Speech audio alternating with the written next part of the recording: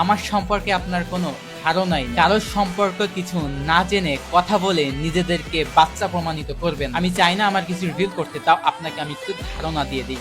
আপনি যা monthly income করেন তা আমি 1 উইকে ইনভেস্টে ফেলাই। আপনি হিসাব করেন বা ইনকাম করেন ডেইলি, আর আমি হিসাব করি মান্থলি।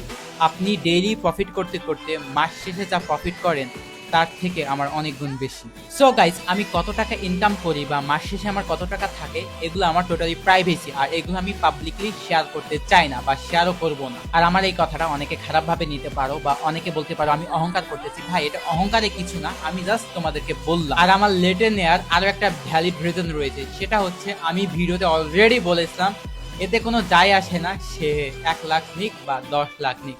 আমি বলেছি সে যাই নিবে তার থেকে 10,000 বেশি নিব।